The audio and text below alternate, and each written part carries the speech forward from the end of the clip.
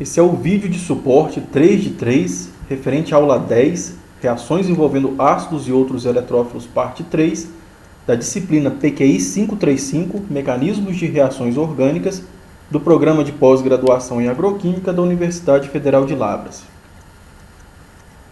Nesse ponto agora, a gente vai começar a ver então mecanismos onde nós vamos misturar conceitos que vocês já têm visto desde o início da disciplina. Como assim misturar conceitos? Vamos devagar.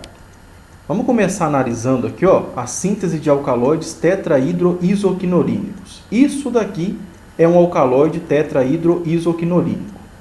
No laboratório, ele é fabricado quando você mistura esse reagente aqui, derivados de anel aromático contendo um grupo CH2, uma amina primária. Aqui em volta podem ter grupamentos. Essa reação funciona muito melhor quando esses grupos R são doadores de densidade eletrônica e derivados de benzaldeído, contendo grupos R' conectado aqui em volta desse anel aromático.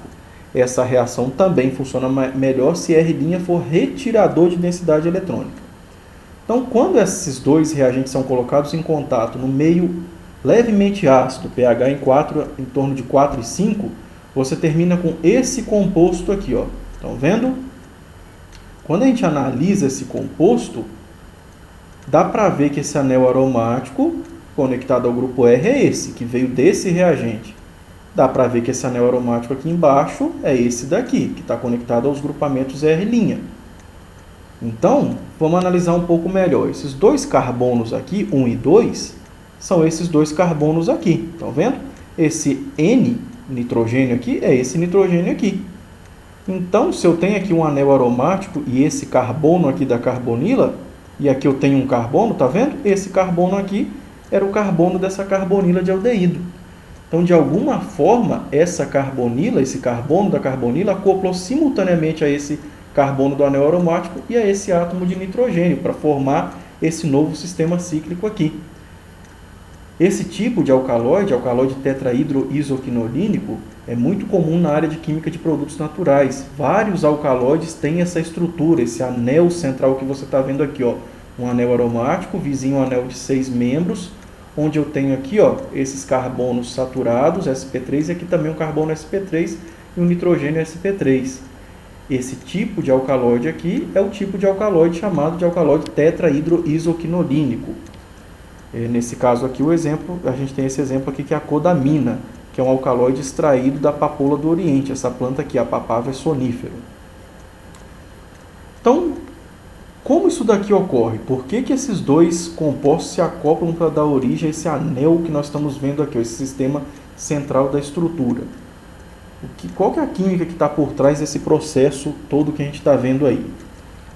Então vamos lá, essa reação no laboratório ela já foi testada variando os grupos que estão conectados aqui nesses anéis aromáticos. Um primeiro experimento que foi feito foi otimizar quais seriam os melhores grupamentos para colocar aqui nesse anel aromático e que influência eles teriam no rendimento no produto final. Então, que tipo de reação foi feita? Eles fizeram o seguinte, fizeram essa primeira reação. Eles descobriram, na verdade, que grupos doadores de densidade eletrônica aqui em volta aceleravam essa reação, aumentavam o rendimento dela. Então, eles decidiram, vamos colocar um grupo doador de densidade eletrônica aqui, nessa posição orto em relação à cadeia carbônica, vamos deixar a reação ocorrer, vamos medir o rendimento. Então, mediram o rendimento, deu só 30% de rendimento sob uma determinada condição de temperatura, de solvente, com esses reagentes. Então, eles decidiram fazer o seguinte, vamos usar de novo a mesma temperatura, o mesmo tempo de reação, mas vamos usar agora um isômero desse primeiro reagente. Vamos colocar o grupo metóxi, esse oxigênio com o grupo CH3, na posição meta em relação a essa cadeia carbônica lateral aqui. Quando eles fizeram a reação nas mesmas condições, eles descobriram agora que o rendimento dessa síntese aumentava para 50%. Então eles pensaram o seguinte, vamos continuar trocando, vamos colocar agora esse grupo metóxi na posição para em relação a essa cadeia carbônica e vamos manter tudo igual ao resto, temperatura, solvente, tempo de reação, o reagente, o benzaldeído é sempre o mesmo. Quando eles foram medir, agora caiu, deu 26% de rendimento. Então, eles descobriram que para essa reação é melhor ter um grupo doador de densidade eletrônica aqui, na posição meta em relação a essa cadeia carbônica que contém a amina primária.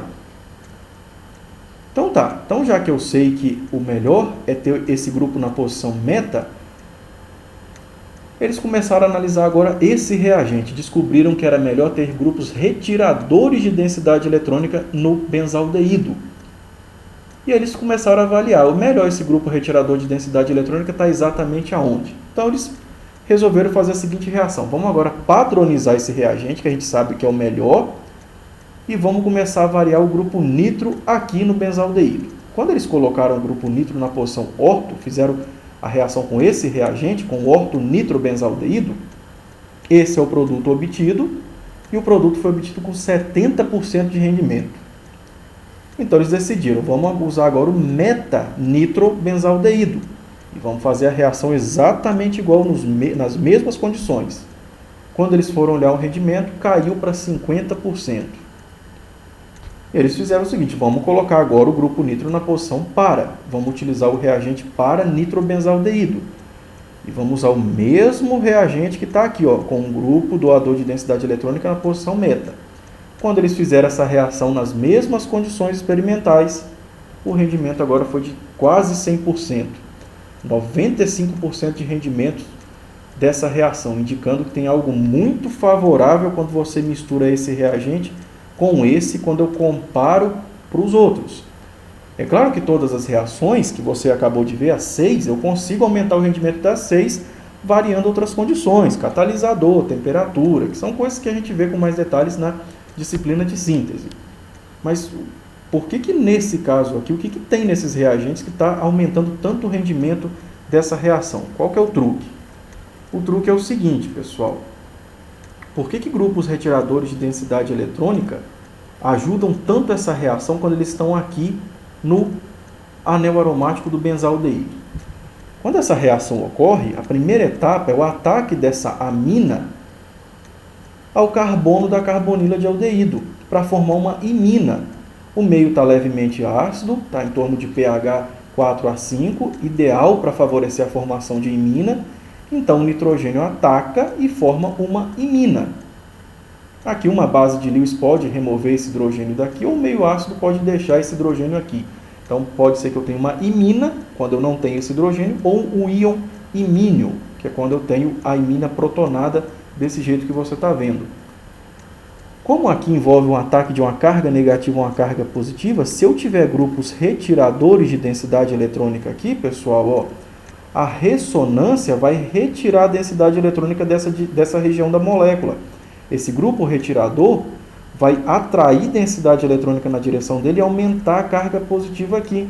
É por isso, então, que grupos retiradores de densidade eletrônica aceleram essa reação, porque aumentam a carga positiva da carbonila, deixando o eletrófilo mais eletrófilo. Quando o grupo está na posição para, se você desenhar os contribuintes de ressonância, você vai ver que eu consigo colocar uma carga positiva aqui, contribuindo muito para aumentar a carga positiva nessa região da molécula. Em meta, você vai descobrir que a carga positiva não vai aparecer aqui, se você desenhar todos os contribuintes. Em orto, eu também tenho o aparecimento de carga positiva aqui, que ajuda a aumentar a carga positiva nessa região. Mas aí tem a questão de impedimento estérico, que atrapalha essa reação. Quando o grupo nitro está na posição orto, nós vamos descobrir que as próximas etapas vão ser prejudicadas. Então tá, a primeira etapa produz um íon imínio, e eu tenho esse intermediário de reação. Mas olha essa cadeia carbônica, no espaço ela não precisa estar assim, reta. Eu tenho várias conformações possíveis para essa cadeia carbônica, e uma delas é essa daqui. E se essa cadeia, ao invés de estar assim apontada para frente, ela apontar aqui para a parte de baixo, ó, e eu tenho esse novo desenho que você está vendo aqui. Pessoal, aqui, ó, repara que eu tenho um carbono eletrofílico ligado a um nitrogênio positivo, tem um orbital pi antiligante aqui, com nível de energia baixo. E olha o que eu tenho aqui exatamente de frente para esse carbono. Um anel aromático com um grupo doador de densidade eletrônica nessa posição. Quando o grupo doador de densidade eletrônica está nessa posição, olha o que ele faz. Ele entra em ressonância, esse par de elétrons forma uma dupla aqui, essa dupla se quebra e vem para cá, para o carbono em orto. Daqui ele pode vir para cá, quebrar essa dupla e o par de elétrons vem para o carbono que está aqui em para. E agora esse par de elétrons está de frente para esse carbono positivo. Olha o que pode acontecer. Essa ressonância com esse grupo doador de densidade eletrônica já faz esse par de elétrons promover um ataque nesse carbono que está aqui bem de frente para ele, fechando um sistema cíclico. Enquanto isso, o oxigênio que fez a ressonância está aqui com a carga positiva. O que pode acontecer na sequência? Pessoal, se um par de elétrons, tem um hidrogênio aqui, que agora eu vou representar. Se esse par de elétrons voltar para cá, empurrar essa dupla para cá e esse par de elétrons voltar para o oxigênio, eu restabeleço a aromaticidade do sistema.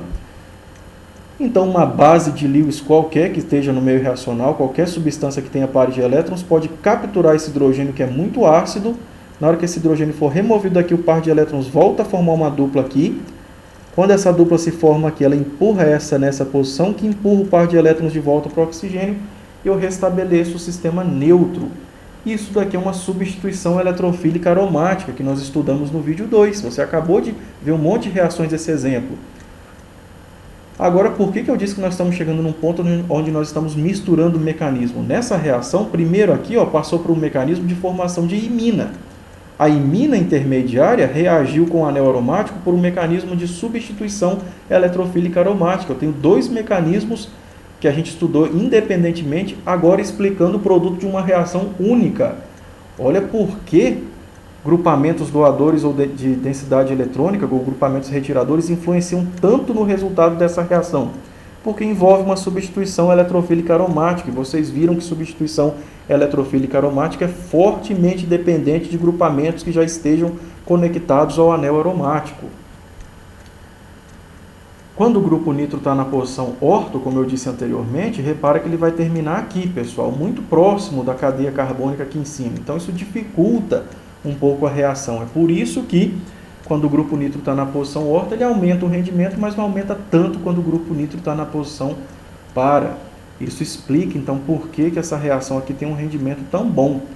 Eu tenho um bom motivo para acelerar a primeira etapa e eu tenho um bom motivo para acelerar a segunda etapa, a etapa de fechamento desse sistema cíclico, para formar essa estrutura que é um alcaloide aí que vocês viram que é tão útil na área de química farmacológica. Agora, nós vimos que esse reagente, então, é muito bom para reagir com esse, porque forma esse alcaloide tetrahidroisoquinolínico, certo? Mas a ressonância, a gente não viu que o par de elétrons vem aqui, forma uma dupla, e essa dupla vem para cá, para o carbono em orto, e aí daqui vem para cá, que vem para cá, e fecha o ciclo nessa posição impara. Mas aqui também não é um carbono com carga negativa? Eu não poderia fechar um sistema cíclico aqui por essa parte de cima, Aqui o sistema cíclico fechou aqui, com o carbono para em relação ao metóxido, mas não poderia fechar um ciclo com carbono orto em relação ao grupo metóxido? A cadeia carbônica não poderia fechar para cá? Esse carbono aqui, é esse carbono. De novo, esse carbono aqui é esse carbono aqui. Então, nesse caso, essa cadeia carbônica fecha aqui com carbono impara. Mas a cadeia carbônica não poderia fechar com carbono na posição orto? A resposta é não. 100% do produto é isso daqui, Eu não tenho praticamente nenhum produto em que a cadeia carbônica se feche com o carbono aqui da posição orto. Vamos entender por quê. Qual que seria o mecanismo necessário para isso? Para fazer isso, pessoal, eu precisaria dessa conformação espacial, Essa conformação espacial, diferente da outra que está aqui para baixo, ela aproxima esse grupo desse grupo. Estão vendo? Eu tenho que alinhar essa molécula no espaço e eu acabo tendo uma repulsão espacial desse grupo volumoso com esse grupo aqui que tem pares de elétrons livres. Bom, e mesmo que eu vencesse a repulsão, então o que iria acontecer é que esse par de elétrons conjuga, a dupla se quebra e ataca o íon imínio, formando a ligação carbono-carbono. A dupla ligação se rompe, vai na direção do nitrogênio e deixa ele neutro. A próxima etapa deveria ser a remoção do hidrogênio, que está no mesmo carbono que foi usado para se acoplar o carbono de cima. Então, uma base teria que remover esse hidrogênio, voltar a restabelecer a aromaticidade do sistema e o par de elétrons dessa dupla volta para o oxigênio, deixando ele neutro.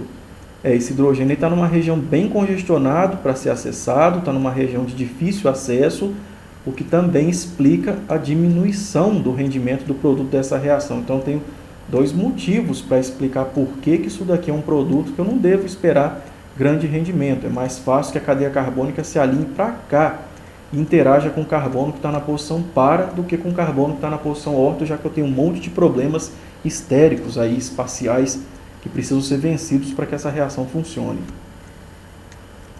Uma variação dessa síntese é uma síntese onde você usa derivados de triptamina. Triptamina são moléculas que têm essa estrutura aqui, ó.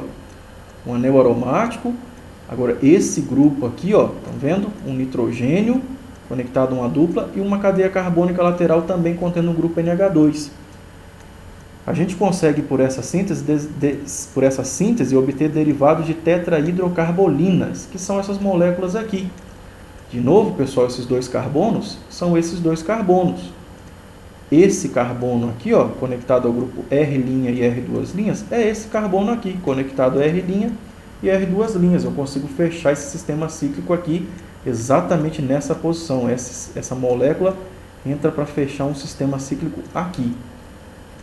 Olha exemplos que podem ser feitos no laboratório. Essa é a triptamina, sem nada aqui em volta, sem nenhum grupo. Mas grupos aqui também podem acelerar essa reação do mesmo jeito que nós vimos anteriormente. Quando eu pego triptamina, que é esse pó branco, e misturo no laboratório com uma solução de acetaldeído, o que acontece é que esse carbono aqui é esse carbono. O carbono da carbonila acaba sendo usado para fechar um ciclo aqui. E esse grupo CH3 termina conectado aqui ao carbono da carbonila. Se eu usar acetona, misturar triptamina com acetona, eu termino com essa molécula que tem dois grupos metil aqui nessa posição. Esse carbono é o carbono da carbonila. Se eu usar benzaldeído, do mesmo jeito, o carbono da carbonila é esse. E o que está conectado termina conectado aqui embaixo também, ó, o derivado de tetrahidrocarbolina que eu consigo, com anéis aromáticos aqui embaixo. Olha como essa reação é versátil, ela é tão versátil como a anterior, para produzir moléculas com estrutura muito interessante do ponto de vista de químico orgânico, do ponto de vista farmacológico. E se eu misturar com tercmetil, tercbutil, metilcetona? Esse carbono aqui é o que vai dar origem a esse carbono que fecha o sistema cíclico, agora conectado a um grupo metil e a um grupo tercbutil, como nós estamos vendo. E aí o que você vai colocar aqui embaixo depende da sua criatividade, depende do composto carbonílico que você vai utilizar no laboratório. E qual que é o mecanismo dessa reação? Essencialmente o mesmo. Na primeira etapa, forma-se uma imina. A amina primária vai reagir com o aldeído para formar esse íon imínio, que agora tem aqui um carbono eletrofílico muito bom. Na próxima etapa, pessoal, esse par de elétrons tem um papel muito grande no que vai acontecer. Ele pode entrar em ressonância, formando uma dupla aqui. Essa dupla pode passar para essa posição. Daqui esse par de elétrons vem para cá, para esse carbono. Desse carbono ele já pode se acoplar aqui a esse e fechar o sistema cíclico, dando origem a esse intermediário, tá vendo? Ó, esse par de elétrons formou essa dupla. A dupla que estava aqui se movimentou para cá. A dupla que estava aqui é esse par de elétrons responsável pelo fechamento do sistema cíclico. Isso é uma substituição eletrofílica aromática. Uma base de Lewis vai remover esse hidrogênio. Eu vou restaurar a dupla nessa posição. Essa volta para essa posição. O par de elétrons volta para o nitrogênio. Eu tenho um sistema aromático neutro novamente. E o resultado é o fechamento aqui desse sistema, dando origem a essa tetrahidrocarbolina, com anel aromático aqui na parte de baixo, que explica por que o ataque ocorreu exatamente nesse carbono aqui, ó, nesse carbono que você está vendo. Obviamente, existe um mecanismo alternativo. Qual que é o mecanismo alternativo? Vocês viram que o acoplamento ocorre do carbono A com o carbono E. Se eu nomear aqui esses carbonos, carbono A, B, C, D, nitrogênio, carbono E, nós vimos que é aqui que ocorre o acoplamento. Mas espera, o acoplamento ocorre porque a ressonância coloca esse par de elétrons aqui, esse vem para cá, essa dupla vem para o carbono A e do carbono A ela ataca o carbono E. Mas é a única ressonância possível? Será que esse par de elétrons não pode vir para cá, formar uma dupla aqui? Essa dupla se rompe e vai para o carbono B e do carbono B ela ataca o carbono E? Sim, isso é possível. Quando isso acontece, pessoal, forma esse sistema. Quando o par de elétrons do nitrogênio forma uma dupla entre o nitrogênio e o carbono a dupla se rompe e vai para o carbono B, do carbono B ela se acopla ao carbono E. Estão vendo? Forma aqui um sistema espiro, onde eu tenho dois sistemas cíclicos conectados pelo carbono B. Só que essa molécula que você está vendo aí, ela acaba se reorganizando. Como assim se reorganizando? Aqui, eu tenho nessa estrutura um orbital π antiligante com nível baixo de energia. Esse par de elétrons aqui tem um nível de energia mais alto do que o normal. Por que mais alto do que o normal? Aqui o orbital sigma antiligante está sofrendo uma interação com o par de elétrons desse nitrogênio. Esse nitrogênio está interagindo com o orbital sigma antiligante dessa ligação, por hiperconjugação, aumentando o nível de energia desse par de elétrons. O que acaba acontecendo é que essa ligação, então, migra do carbono B para o carbono A. Quando isso acontece, quando essa ligação se quebra daqui e vem para cá, o carbono B perde um par de elétrons e vira um carbocátion. Um carbocátion vizinho anaeromático que se estabiliza por ressonância. Numa última etapa, o que vai acontecer é que uma base de Lewis vai remover esse hidrogênio, voltar a formar uma dupla entre os carbonos A e B, e eu acabo com a mesma estrutura. Então, eu acabo não tendo esse produto aqui, porque não dá tempo dele ser isolado. O alto nível de energia desse par de elétrons com baixo nível de energia desse orbital π antiligante faz com que a estrutura se rearranje e mesmo que a reação passe por esse caminho, ela acaba dando origem ao mesmo produto, não tem diferença no final das contas. É um mecanismo alternativo, mas que acaba não gerando um produto diferente. Vamos conversar agora um pouco sobre a estereoquímica dessas reações. Vamos imaginar que a gente parta desse reagente aqui, onde eu tenho um grupo térquico-butil apontado aqui na nossa direção, saindo do PowerPoint, saindo aqui do computador, indo na sua direção. Quando você reage isso com benzaldeído, primeiro forma o íon imínio, forma uma imina, e então ocorre o fechamento do sistema cíclico. Só que quando o sistema cíclico se fecha aqui embaixo é um carbono quiral. Então, do mesmo jeito, ou o anel aromático pode estar apontado para frente, ou ele pode estar apontado para trás. Então, eu tenho a possibilidade de formar dois produtos. Só que esses dois produtos não são formados na mesma quantidade. Na verdade, esse aqui é o produto minoritário e esse aqui é o produto majoritário. Esse daqui aparece em muito maior quantidade do que esse. Você pode já estar pensando assim. Eu sei que na sua cabeça já deve estar saindo algum pensamento do tipo: como os dois estão apontados para o mesmo lado, apontar para o mesmo lado significa que espacialmente eles vão estar próximos, então isso vai diminuir o rendimento, vai causar repulsão interna. Isso aqui é um produto cis, tá vendo? Os grupos volumosos apontam para o mesmo lado. Esse é um produto trans, os grupos volumosos apontam para lados opostos. Você pode usar esse raciocínio, mas então vamos analisar se esse raciocínio vale aqui embaixo. Agora eu vou trocar o grupo butil para o carbono, em vez do carbono 1, eu vou colocar no carbono 2, também apontando para frente. Reagindo com benzaldeído, eu formo primeiro a imina, e a imina agora ataca esse carbono aqui. Agora a imina sofre um ataque desse carbono para fechar o ciclo, podendo dar origem a esse produto, em que o anel aromático está para frente, ou esse produto que o anel aromático está para trás. Só que quando eu vou analisar quem é o majoritário e quem é o minoritário, olha agora o que acontece. Esse é o majoritário e esse é o minoritário. Então, agora aqui o cis apareceu em muito maior quantidade do que o trans. Então, aquele raciocínio que você acabou de usar aqui em cima não é exatamente válido aqui embaixo. Então, tem algo diferente.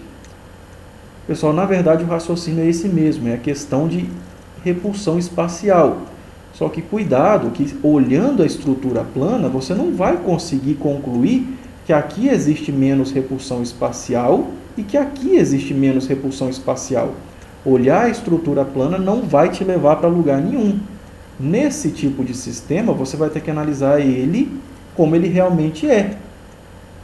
Você se acostumou muito na sua graduação a fazer análise conformacional do ciclo hexano. Mas e a do ciclo hexeno? Quando eu tenho um ciclo que tem uma dupla ligação dentro dele, qual é a conformação preferencial no espaço? Obviamente a conformação do ciclo hexeno não é plana igual você está vendo aqui. Eu coloquei aqui a dupla entre os carbonos A e B, é o carbono C, D, E e F, são o grupo CH2.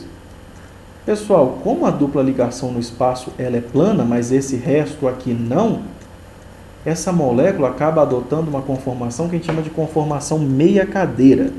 Olha isso. Esses carbonos A e B são esses dois carbonos aqui, ó, A e B. O carbono B se une ao carbono C. O carbono B se une ao carbono C. O A se une ao carbono F. O A se une ao carbono F.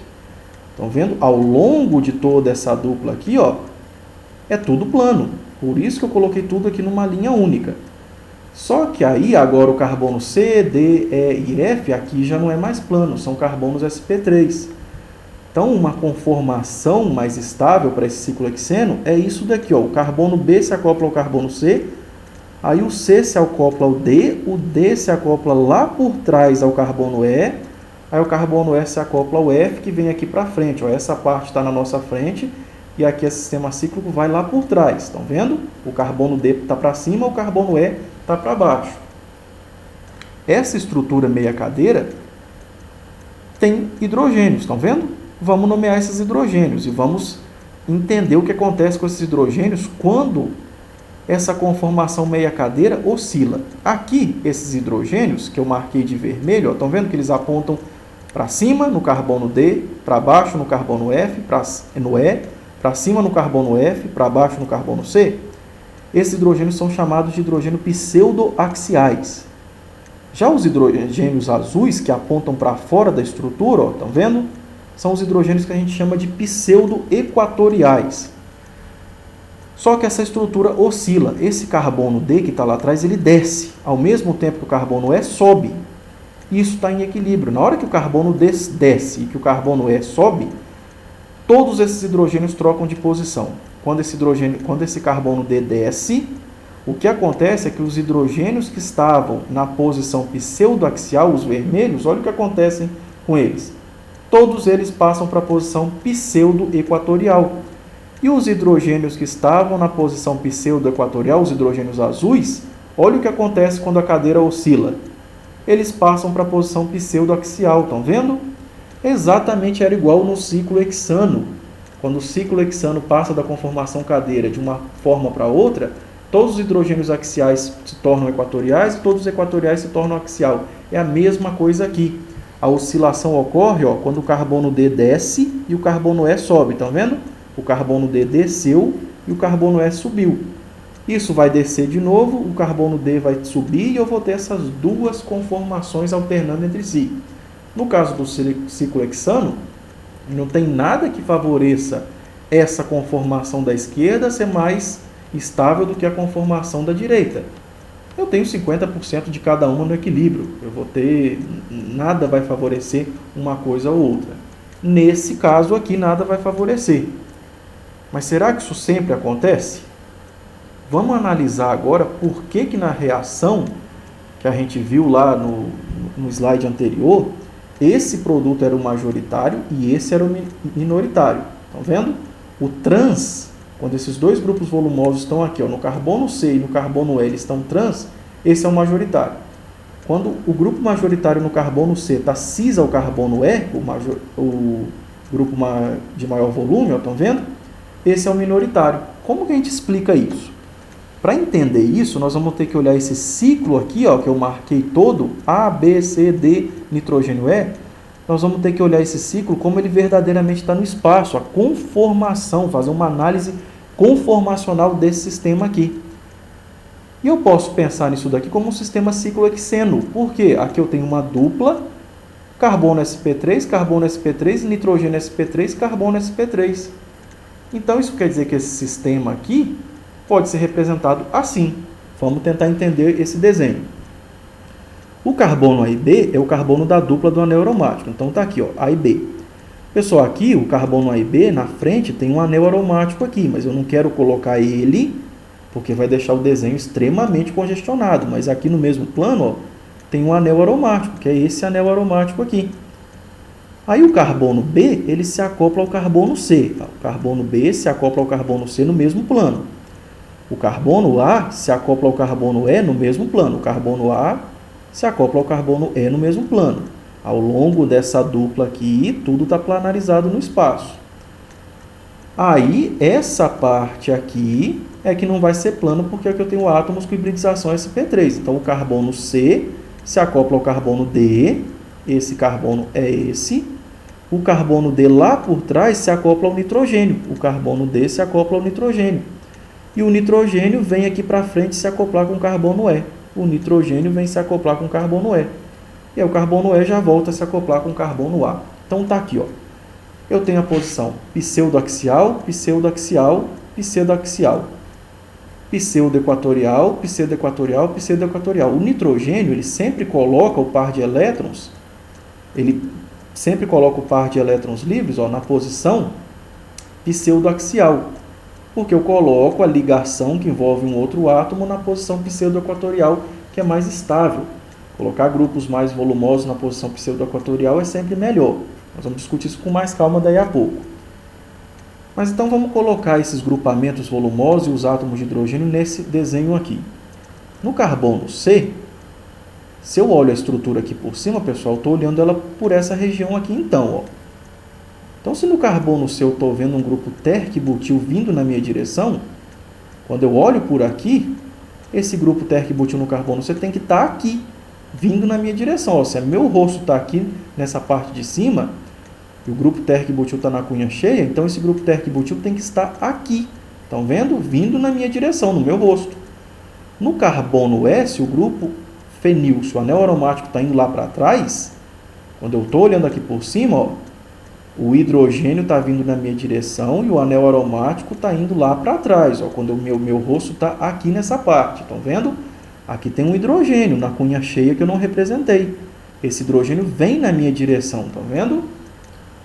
No carbono D eu só tenho hidrogênios. Então, vou colocar aqui hidrogênio na pseudoaxial e na pseudoequatorial. O nitrogênio tem aqui o seu hidrogênio. O carbono C tem um hidrogênio na cunha tracejada indo lá para trás. Então, se o meu rosto está aqui, ó, eu vejo o hidrogênio lá para trás, indo na direção oposta de onde eu estou olhando esse anel aqui por cima. Então, beleza, descobri uma conformação desse sistema cíclico aqui.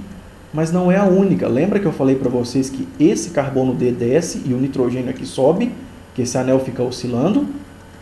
Então, quando esse carbono D desce e o nitrogênio sobe, todas as posições se alternam. O que era pseudoequatorial vira pseudoaxial. O que era pseudoaxial vira pseudoequatorial.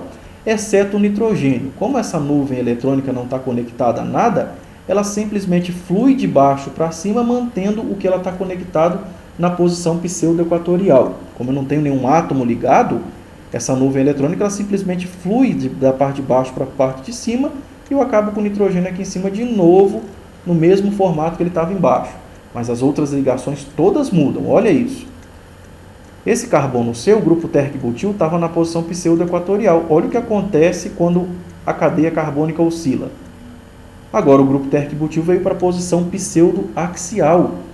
E esse anel aromático que estava na pseudoequatorial veio para a pseudoaxial também. Só que agora quando apareceu essa nova estrutura aqui, pessoal, olha o que acontece agora. Antes aqui eu só tinha hidrogênios de frente um para o outro. Na repulsão que a gente chama de repulsão diaxial. Mas olha agora aqui, terc-butil de frente para um par de elétrons, anel aromático de frente para um hidrogênio. Esse equilíbrio, pessoal, é deslocado para essa direção. Eu tenho aqui, ó, dois grupos volumosos na posição pseudoequatorial. Isso é bom. Colocar grupos volumosos na posição pseudoequatorial, assim como era lá nos anéis ciclohexano, colocar grupos volumosos na posição equatorial era bom. Colocar grupos volumosos na posição pseudoequatorial aqui também é tão bom quanto. É por isso que esse equilíbrio é deslocado para cá. Será que nesse produto aqui eu não tenho uma situação tão boa igual essa? Vamos analisar. Então, mesma história. Agora eu vou botar esse desenho aqui, como é um sistema ciclohexeno, e vamos colocar o carbono C. Então, quando eu olho aqui por cima, ó, no carbono C, o grupo térquico-butil vem na minha direção, então ele tem que estar aqui para cima. No carbono E, agora está vendo que o anel aromático está na cunha cheia, então ele tem que vir na ligação que vem na minha direção, se eu estou olhando por aqui. Então, agora o anel aromático vai estar aqui nessa posição pseudoaxial e o térquico-butil na posição pseudoequatorial do carbono C. Quando o anel oscila, o carbono D vem aqui para baixo, o nitrogênio vai para cima e todas as posições trocam. O térquico-butil vai para a posição pseudoaxial, o anel aromático vai para a posição pseudoequatorial. Pessoal, independente de qual estrutura esteja formada, está vendo que eu sempre tenho um grupo volumoso na posição pseudoaxial? Sempre eu vou ter repulsão diaxial. Aqui o anel aromático está de frente para esse hidrogênio. Aqui o grupo térquico-butil está de frente para o par de elétrons livres. Então, nesse caso aqui, tanto faz qual das duas estruturas vai aparecer. O que importa é que nenhuma das duas estruturas é tão estável quanto essa daqui de cima. Ó. Essa daqui é a estrutura que faz a reação dá origem a esse produto que tem um grupo para cima e um grupo para baixo, em que esses grupos estão com relação trans entre eles. É por isso, então, que esse é o produto majoritário, porque quando eu analiso a conformação espacial, quando eu faço a análise conformacional, eu descubro que esses grupos volumosos eles conseguem se dispor nas posições pseudoequatorial, então diminuir a repulsão interna que existe dentro dessa estrutura. Isso daqui é simplesmente uma introdução à análise conformacional. Esse assunto aí, quem trabalha com muito mais detalhe, quem é fera nessas análises conformacionais é o professor Matheus. Se você quiser aprofundar ainda mais nesse tipo de estudo, é só fazer a disciplina dele, que é oferecida aí pelo programa de pós-graduação, para você entender que ainda existem outros efeitos por trás disso daqui. Não é só o fato de colocar esses grupos volumosos em posição pseudoequatorial que vai estabilizar. Tem hiperconjugação ocorrendo aqui dentro, tem estabilização, outros efeitos que estão por trás que não são o objetivo da disciplina, mas já fica aí o convite para você aprofundar nisso daí com o professor Matheus. Olha por que não valeu essa mesma resultado aqui quando o grupo térquico-butil está no carbono D. Agora o majoritário é o produto cis, está ao contrário do que você acabou de ver. Por que isso está acontecendo? De novo, agora eu vou entender em que posições estão o grupo térquico-butil e o grupo fenil, o anel aromático. Está no carbono agora D e no carbono E. Então, se os dois estão apontados para cima, e eu estou olhando por aqui, olhando por essa parte de cima, no carbono D e no carbono E, no carbono D o grupo térquico-butil vai estar aqui, apontado na minha direção, na cunha cheia, e no carbono E também apontado na minha direção, na cunha cheia. Agora eu consegui fazer uma situação muito ruim. Eu coloquei dois grupos volumosos de frente um para o outro, os dois na posição pseudoaxial. É melhor colocar os dois na posição pseudoequatorial. Quando ocorre a oscilação aqui, ó, o carbono D desce, o nitrogênio sobe, agora o grupo térquico-butil lá atrás passa para a posição pseudoequatorial e o anel aromático também passa para a posição pseudoequatorial. Então, olha o que apareceu aqui agora. Apareceu aquela conformação a mais estável, aquela que coloca os grupos mais volumosos nas posições pseudoequatorial. É claro que o equilíbrio vai estar violentamente deslocado para cá. E será que não vai acontecer isso aqui? Quando agora no carbono D o grupo térquico-butil está para cima, o anel aromático está para baixo, ou seja, aqui, então vamos colocar eles aí, ó, viram? Bom, um continua na pseudoaxial, em repulsão com esse hidrogênio. Quando a oscilação do anel ocorre, o carbono D desce, o nitrogênio sobe. Térquico-butil vai para pseudoequatorial, mas olha o anel aromático, vai para pseudoaxial. Então aqui tanto faz qual das duas vai aparecer. O que importa é que nenhuma delas é tão boa quanto essa aqui de cima, onde eu coloco os dois grupos volumosos na pseudoequatorial. Então cuidado que a análise desses sistemas não é tão simples. Você tem que fazer a análise conformacional completa para entender por que a formação de um estereoisômero está sendo favorecido em relação a outro. O que está acontecendo em termos de análise conformacional. Um aprofundamento, a gente não vai discutir isso aqui muito a fundo, mas um artigo recente analisou isso daqui, pessoal. Ó. Eles fizeram várias reações químicas para entender, para estudar a análise conformacional desse sistema quando o nitrogênio já tem um substituinte. Então, esse grupo R aqui, ó, primeiro foi um anel aromático, depois foi um grupo CH com 2 anéis aromáticos, ou seja, um grupo muito volumoso, que tinha um carbono e 2 anéis aromáticos conectados a esse carbono.